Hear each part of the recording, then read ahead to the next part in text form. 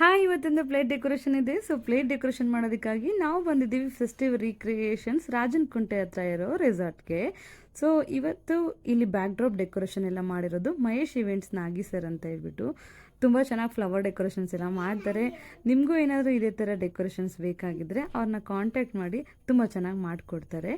And ಇವತ್ತು customer requirements ಇರೋದು 51 plates without item decoration.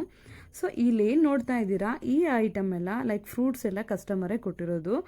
So ಇದಕ್ಕೆಲ್ಲ ಯಾವ್ಯಾವ ಥರ ಏನು ಡೆಕೋರೇಷನ್ ಮಾಡಬೇಕಂತ ಕಸ್ಟಮೈಸೇಷನ್ ಮಾಡಿಕೊಂಡು ನೀಟಾಗಿ ಡೆಕೋರೇಷನ್ ರೆಡಿ ಮಾಡ್ಕೊಳ್ತಾ ಇದ್ದೀವಿ. ಸೊ ಕೆಲವೊಂದೊಂದು ಐಟಮ್ಗೆಲ್ಲ ಆಲ್ಮೋಸ್ಟ್ ಡೆಕೋರೇಷನ್ ರೆಡಿ ಆಗಿದೆ. ಅದನ್ನು ಸಪ್ರೇಟಾಗಿ ಸೈಡಿಗೆ ಜೋಡಿಸ್ಕೊಂಡು ಬೇರೆ ಏನೆಲ್ಲ ಐಟಮ್ ಇದೆಯಲ್ಲ ಅದನ್ನೆಲ್ಲ ರೆಡಿ ಮಾಡ್ಕೊಳ್ತಾ ಇದ್ದೀವಿ.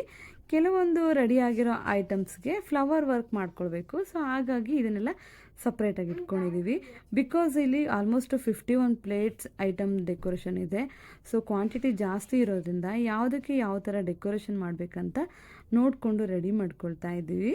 ಆ್ಯಂಡ್ ಇದು ವಿಳೆದೆಲೆಗೆಲ್ಲ ಈ ಥರ ಡೆಕೋರೇಷನ್ ಮಾಡಿದ್ದೀನಿ, ಹೇಗೆ ಬಂದಿದೆ ಅಂತ ಹೇಳಿ. ಆ್ಯಂಡ್ ಆಲ್ಮೋಸ್ಟ್ ಮಧ್ಯಾಹ್ನ ಆಗಿತ್ತು, ಊಟ ಮುಗಿಸ್ಕೊಂಡು ಮತ್ತೆ ನಮ್ಮ ಡೆಕೋರೇಷನ್ ಸ್ಟಾರ್ಟ್ ಮಾಡ್ಕೊಂಡ್ವಿ. ಸೊ ನಾವಿವತ್ತು 3 ಮೆಂಬರ್ಸ್ ಹೋಗಿದ್ದೀವಿ ಡೆಕೋರೇಷನ್ ಮಾಡೋದಕ್ಕಾಗಿ, ಬಿಕಾಸ್ ಕ್ವಾಂಟಿಟಿ ಜಾಸ್ತಿ ಇದೆ ಅಂತ ಹೇಳ್ಬಿಟ್ಟು.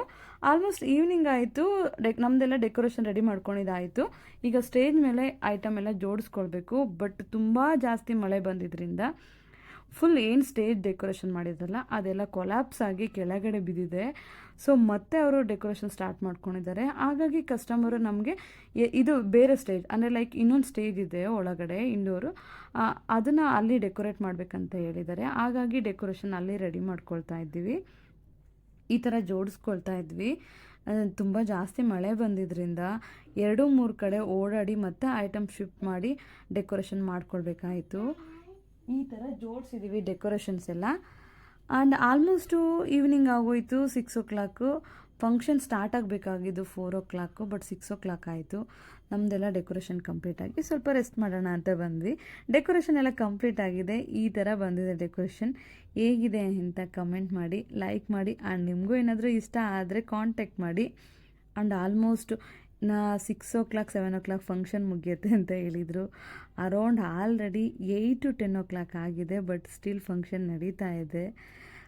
ಸ್ವಲ್ಪ ಕಸ್ಟಮರ್ಗಳು ಅರ್ಥ ಮಾಡ್ಕೊಳ್ಳಿ, ಹುಡುಗಿರು ಬಂದಿರ್ತೀವಿ. ಸೊ ತುಂಬ ಲೇಟ್ ಆದರೆ ನಮಗೂ ಕೂಡ ವಾಪಸ್ ರಿಟರ್ನ್ ಹೋಗೋದು ತುಂಬ ಕಷ್ಟ ಆಗುತ್ತೆ.